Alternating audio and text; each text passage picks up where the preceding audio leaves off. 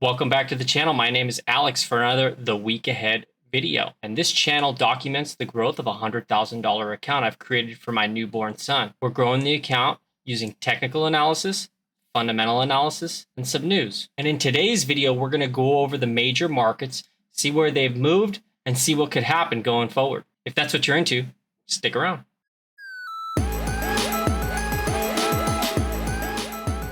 All right, so just to start things off with some news updates, Bitcoin had a great weekend, breaking 120,000 for the first time ever.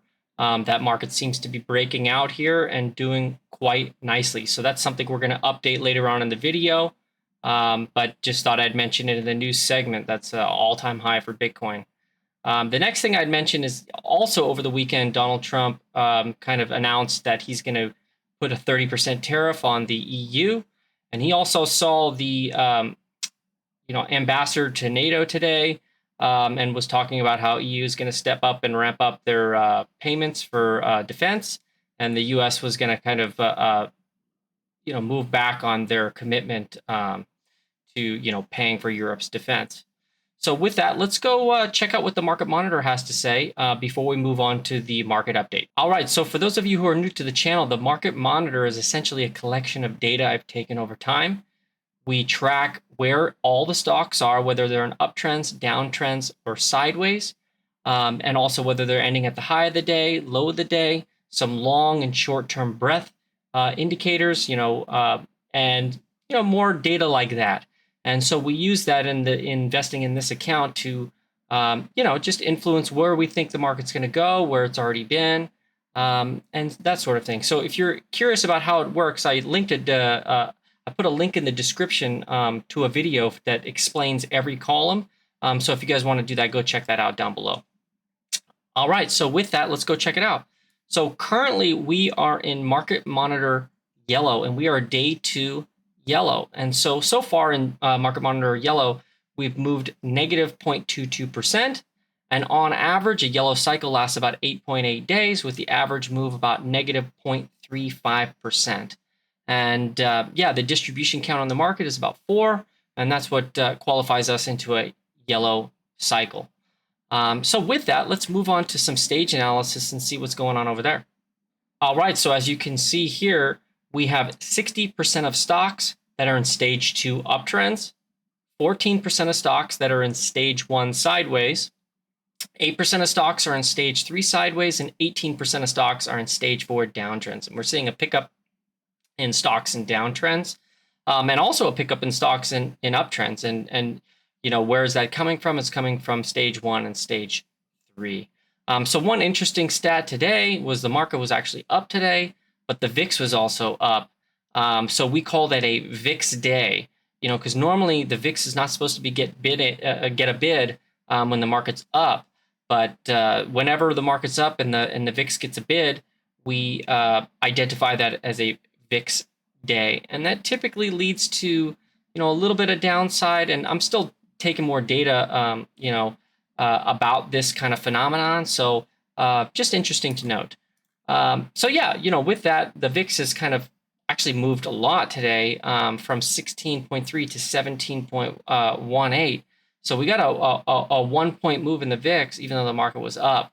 So that's just something actually quite interesting there. Besides that, the 20% moves, the 20 bull here is still just hanging around 58, which is a decently high number. Not too many higher highs or lower lows. And then we had 418 stocks moving at the highs of the day today. So that could be a nice little overbought reading that people are buying puts into. So moving on to stocks above their 45-day Bollinger Bands, we still have 157 stocks with that condition, which it's cooling off from the 310 and the 245 number we got earlier, but it's still a little elevated. 27 stocks have moved 5% or more on $100 million volume, which is a high number. It's been relatively high for quite a while now. And then the short-term indicators, the STMU, STMD, we're starting to get more stocks moving into downtrends and less stocks moving into uptrends, which is very interesting as well. Given that the market's up and given that some of the stocks in the portfolio are doing quite well. TD sell is still, clicking overbought kind of territory. But like I've said in previous videos, overbought's a little bit harder to, time than oversold. That's just structural in the market. So something to note there. Moving on to the final, long-term indicators is this AI indicator, anxiety index, which we got an uptick in the anxiety index. And about 22,000, which is still bullish, but it's coming off of the 20K reading, which is getting bearish. As far as the stage analysis, 63p, that's at 75, off of a high of 80, which is still in very strong territory here. And then the long-term breadth at New York is about 18, which is once it gets to sub-zero, that triggers a bear market. So interesting that we're that low given how many overbought readings we have so far. So with that, that's kind of the end of the Market Monitor segment. And what I wanted to do today, which is a little bit different than I've done in all the previous videos, I'm going to start doing a Monday video, which is a major market update video, the Wednesday video, which is more of a thematic video, which goes a little bit deeper into the individual stocks and the individual themes that are pumping or not pumping. And then on Friday, we're going to do the main portfolio update. So that's going to be the new schedule for you guys. And really appreciate you guys tuning in here. So with that, let's go move on to the major market update and see what's going on. All right. So for those of you who are still watching the video, really want to thank you guys for tuning in. We've gotten a lot of new viewers, and just really appreciate you guys. And if you guys want to show your appreciation, feel free to smash that like button down there, and leave a comment if you guys want me to check out something you guys are interested in. I'd love to make a video about something you guys are thinking about or looking at or curious about, or if you have anything curious that I'm saying, or if you think I'm totally wrong or totally right, hey, leave a comment and tell me. So with that, let's move on to the major market update. All right, so what you're looking at here is the IWV, the Russell 3000. I like to look at this because it includes a lot of the stocks that I trade, because I'm not necessarily just a large cap person, just a large cap tech person, like a lot of people are. I like to diversify myself, and I like to trade smaller cap stocks. So I find that this index is a really nice barometer for the things I trade, and that's why I track it. So with that, you have the forecast, the cycle forecast from the Market Monitor, via these lines. So it goes a certain amount of days and a certain percentage, a certain amount of days, certain percentage, and then we kind of just look at whether it's a weak cycle so far or a strong cycle so far. So with that, it's looking like this yellow cycle is a little bit weaker. It's under the line. So that's something interesting to note. But if I can, what I wanted to actually get into in these videos is kind of teach you guys about Wyckoff analysis, which is, for those of you who aren't familiar with Wyckoff, it's has some tenets, right? It's of like effort versus reward, cause and effect, that sort of thing. And so I'll go over that in all the major markets on the Monday videos. So with that, I mean, we're kind of looking at, so actually, I don't want to do Wyckoff on this ETF because there's not a lot of volume. So what I'll do is I'll switch to the S&P 500, so the SPY. And so just a couple things. So when we're doing Wyckoff analysis, the first thing I look at is the waves. Now, what is a wave? I have this kind of indicator. I've colored my charts in a certain way to where even if it's a red day, if it doesn't make a lower low, I've colored it as gray. Okay, if it's a red day and it makes a lower low, I'll color it as red. And that kind of helps me see up waves versus down waves a little bit better. In a perfect world, I would also have, once a new wave starts, if it doesn't make a higher high, it's still red. So some of these candles would show as red, but the software doesn't allow for that. But so just using the last few waves, we could just do some Wyckoff analysis on the S&P 500. So if we see here, we have a nice uptrend, okay? And then we have this first candle, which starts a downtrend, but there's no continuation on that downtrend, and we have a new high. So with that, we could say that this is an uptrend. This is a downtrend wave, which is very small. And this is a reignition of the uptrend. So, and what we do in Wyckoff is we just compare them. We analyze them together. So if we see this is a very powerful uptrend, okay, with volume, okay, and this moving average down here is the yearly moving average. Some people use quarterly, some people use shorter term. I've just kind of found upon this yearly moving average, and so you could see, you kind of add up the volume here. So this wave moved very nicely, very strong wave, and it was on above average volume. That's exactly like the most bullish thing you want to see in an uptrend. Okay, and then you could see towards the end of the wave, this up wave kind of ended in sort of a climactic ending, you know, with this gap up here, but also in dullness, right? Because the volume was not confirming this new big high.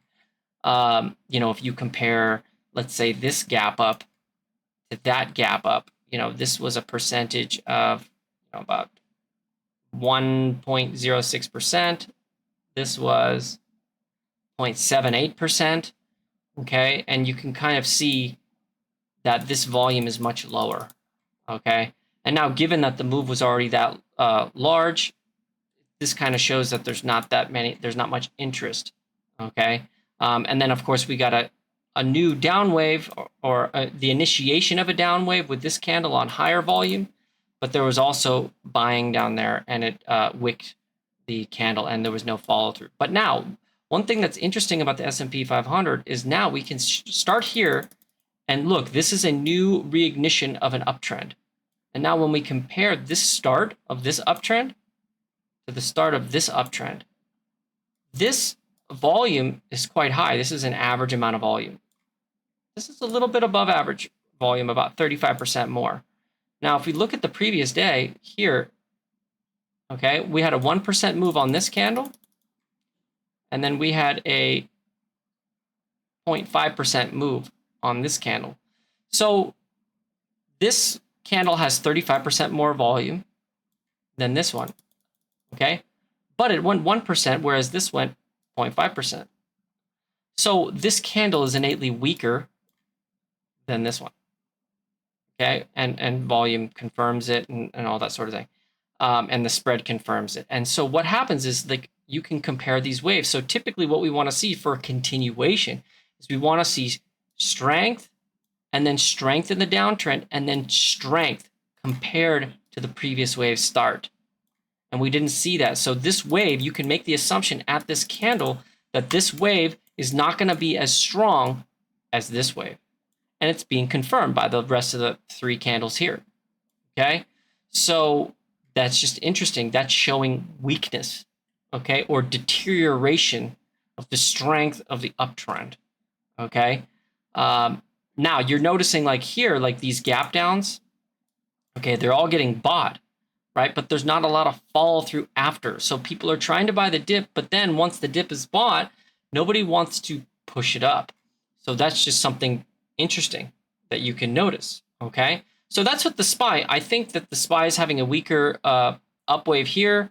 You know, I think I have to get the data on it, but you know, average uptrend on SPY, or up wave on SPY, is I think 10-ish days. So you know, with that, I would expect that it could go sideways, and people are selling up here, right? And then it would go to a downtrend, a down wave, because we have strength, a strong up wave, or sorry, strong down wave, weak up wave, then you would get a strong. Okay, so it'd be like strong, strong, weak, weak, or weaker to this down wave, essentially. So that's the S&P 500. Let's go check out the QQQ. So QQQ is a little more interesting. If we can compare QQQ to S&P 500, it's a little weaker inside of this up day, or sorry, up wave, okay, with this candle here and also this candle here. You know, similar action, okay, with the reignition of the uptrend. It's just showing dullness here, okay. Now this spread is a little bit bigger. This is not such a bad candle today, but we're still in market monitor yellow, so it's just showing a little bit of weakness. I would expect that this thing would eventually, try to come down on the QQQ, and they're very similar. There's just small differences, but that's something to watch out for. So the next market I want to kind of check out is gold. So gold is very interesting because we kind of topped here. You can notice a top pretty easily with massive volume after a big rise. And so, gold was up 16% in a few days, and it's a very big market. And then we had this kind of gap up reversal on the most volume it's ever had in a very long time. So that was the top. I think we did a trade on that. We shorted that and then covered the next day. But, it didn't sort of V, it didn't climax and go down here. What would have been very bearish for gold is if it would have gone back down here. Okay. And so the fact that it's gone sideways means that it could continue. And that now it's at the quarterly moving average, and the quarterly moving average is kind of curling up here. Is actually quite constructive for gold. So I would be monitoring that. I mean, although, if you compare it to the S&P 500, this had a nice uptrend, whereas GLD did not. Okay, so that's something that's interesting. It was kind of inversely correlated to the S&P 500 or the IWV. That's just something interesting because it's in its own trading range here. If we kind of can identify this trading range as here. Okay, just drawing this really quick. There, and then you want to take the initial reaction. Okay, reaction meaning the next wave after an up wave or a down wave. We call it a reaction. Okay, so it's right here. So it's kind of in this range right here. But you can also look at the gold and say, okay, this is the top. We had initial buyers came in here, but then we undercut this range, and we undercut it twice, and this made a lower low. And if we look here, yes, it's made it up high, and then we did a higher high. So, but if you compare this, okay, this high and this high to this low and this low, it seems to be poking through the low more so than it's trying to poke through the high. So that could be a bearish range. Yeah, and you're also starting to see, this kind of volume pickup, okay, at the low, right? Volume pickup at the low, volume pickup at the low, volume pickup at the low, and then it bounces pretty nicely, okay? Which, that's actually bullish because this amount of volume can produce this kind of a rally, this kind of volume, and need a little bit more juice, but then can push this rally. But this rally didn't go all the way up. So, buyers are getting a little bit tired, right? They're absorbing here, absorbing here. This was a nice bounce. This was a little bit weaker, okay? And then here, sellers kind of stopped. Now let's look at this one. This volume produced a decline back to the low end of this range. And then this amount of volume comes in at the low end of the range and produces this rally, which is, it could be seen as a little bit stronger. And then this kind of volume comes in here, produces this kind of, gold is just in an interesting area. It's in the middle of this range, right? With a curling up, quarterly moving average. What I'd actually prefer to see out of gold is if it dumps one more time and gets everybody out and then V's very strongly. That would be an interesting, way that this market could play out. So that's gold. Okay. Let's check out IBIT. So Bitcoin was like the big, breakout. So, a lot of guys were just saying, oh, this is one of my targets for a bounce buy or dip buy. So if we look at Bitcoin, I'm just using the IBIT ETF here. One thing that's very interesting about Bitcoin, and this is off the high, and then we do the same thing. Okay, right here. Okay, there it is. Okay. This is kind of the range. We had this sort of cup and handle sort of a thing. And one thing that was showed strength inside of this handle was the fact that it breached okay? And it built the handle in the top half of this range. And it found support on this day, which was the telltale day that it needed to find support. It didn't even back check the quarterly moving average. So it's a very strong chart, breaking out. And then there's volume coming in here. And then you like to see this decline in volume with a larger spread right here in this candle right here.